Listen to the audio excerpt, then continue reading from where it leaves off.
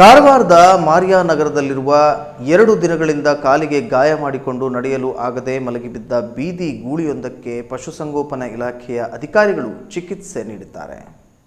ಕಳೆದ 2 ದಿನಗಳಿಂದ ಗೂಳಿಯು ಒಂದೇ ಕಡೆ ಮಲಗಿತ್ತು. ಶನಿವಾರ ನಡೆಯಲಾಗದೆ ಚರಂಡಿಯಲ್ಲಿ ಬಿದ್ದಿತ್ತು. ಸ್ಥಳೀಯರಿಂದ ಮಾಹಿತಿ ಪಡೆದ ಪಶುಸಂಗೋಪನೆ ಇಲಾಖೆಯ ವೈದ್ಯರು ಸ್ಥಳಕ್ಕೆ ಆಗಮಿಸಿ ಎಂಜಿಒ ಒಂದರ ವೈದ್ಯರ ಸಹಾಯದಿಂದ ಗೂಳಿಯನ್ನ ಕಟ್ಟಿದ್ದಾರೆ. ಬಳಿಕ ಸ್ಥಳದಲ್ಲಿ ಪ್ರಥಮ ಚಿಕಿತ್ಸೆ ನೀಡಿದ್ದಾರೆ. ಗೂಳಿಗೆ ನಡೆಯಲು ಆಗದ ಕಾರಣ ವಾಹನದಲ್ಲಿ ಗೂಳಿಯನ್ನ ಆಸ್ಪತ್ರೆಗೆ ತಂದು ಹೆಚ್ಚಿನ ಚಿಕಿತ್ಸೆ ನೀಡಿದ್ದಾರೆ. ಚಿಕಿತ್ಸೆಗೆ ಸ್ಪಂದಿಸಿದ ಗೂಳಿಯು ಕೆಲವೇ ತಾಸುಗಳಲ್ಲಿ ಮತ್ತೆ ಓಡಾಡಲು ಆರಂಭಿಸಿದ್ದು ವೈದ್ಯರ ಕಾರ್ಯಕ್ಕೆ ಮೆಚ್ಚುಗೆ ವ್ಯಕ್ತವಾಗಿದೆ.